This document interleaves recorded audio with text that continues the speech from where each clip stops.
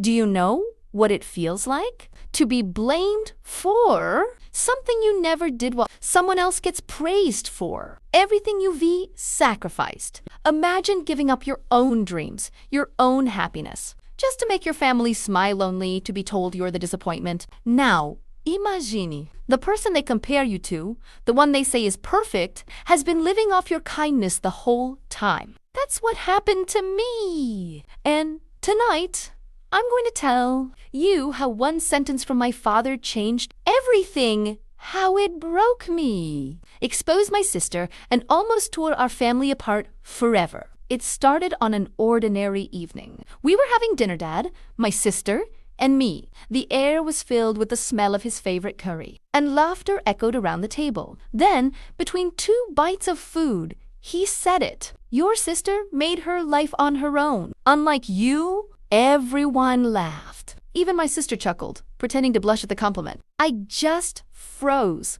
I wanted to say something, but I didn't.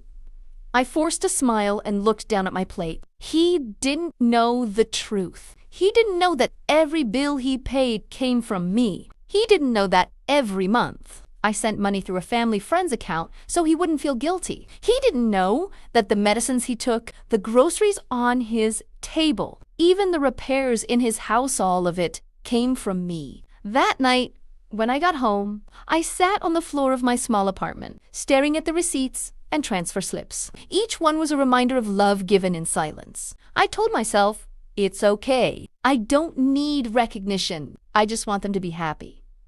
But somewhere deep down, it hurt. The next morning, I visited him again. As usual, he smiled and said, "Tell your sister I said thank you for the groceries." I nodded, holding back tears. She hadn't even called him in weeks. She didn't send the groceries. I did.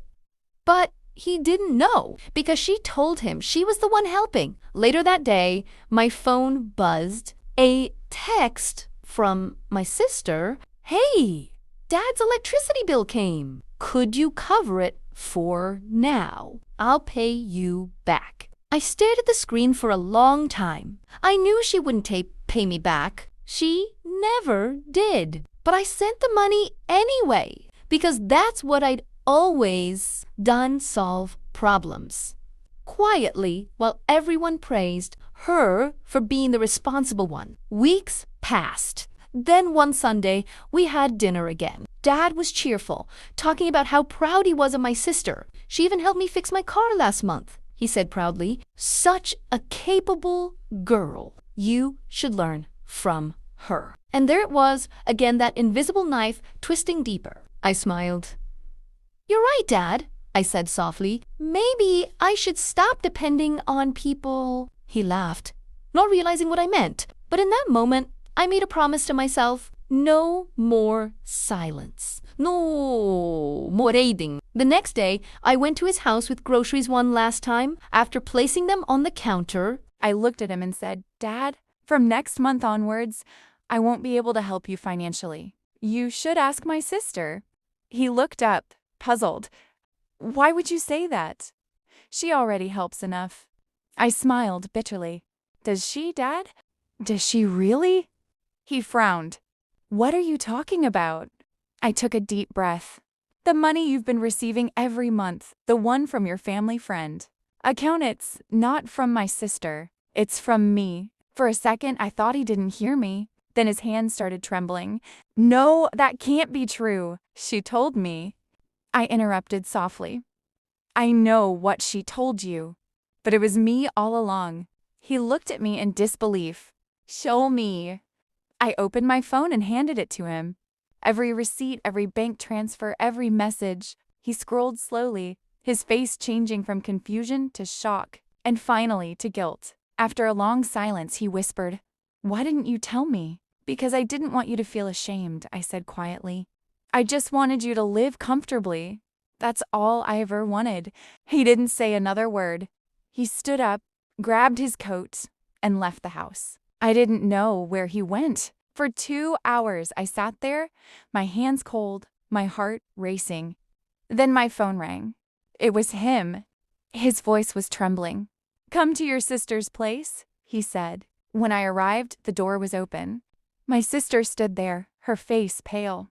Dad was inside holding a stack of printed bank statements. "Tell me," he said to her, voice cold, "how long have you been lying to me?" She stuttered, "Dad, please, He slammed the papers on the table. "You took her money and told me it was yours. You made me call her weak while you basked in lies." She started crying, but he didn't soften. "Do you know what it's like," he said, his voice breaking, "to realize you've been proud of the wrong child?" My sister fell to her knees, sobbing. "I didn't mean to hurt anyone. I just wanted you to love me more." He turned away, whispering, "Love built on lies is nothing." He looked at me, then his eyes filled with regret. "I've failed you," he said. I shook my head gently. "You didn't fail me, Dad. You just didn't see me." For the first time in years, he hugged me tight, trembling and silent. "You're my strength," he whispered.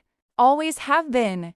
Months passed. Things slowly changed. Dad started calling me every morning just to ask how I was. He began keeping track of my birthdays again, remembering my favorite tea, even apologizing for the past without saying the words directly. Sometimes love returns quietly, the same way it was once given.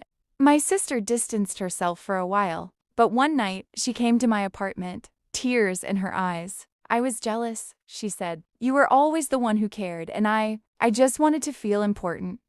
We cried together for a long time, because despite everything, she was still my sister. Then one winter morning, Dad fell sick. It wasn't serious at first, but it got worse fast. I stayed by his side day and night. One evening, when he was half asleep, he whispered, "If something happens to me, there's a letter in my drawer." I didn't ask. I just nodded. 3 days later, he was gone.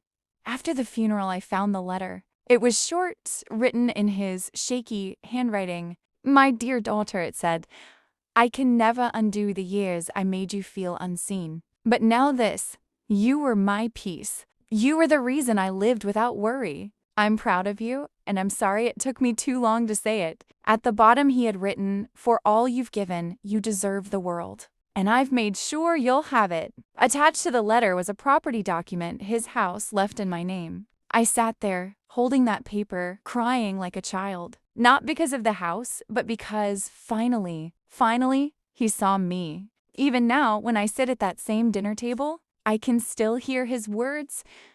"Your sister made her life on her own." And I smile, because, he eventually realized, she lived her life on mine. That's the thing about love. The quiet ones don't need to shout. They just keep giving until one day, the world finally notices. And when that truth comes out, it doesn't just change hearts. It changes everything.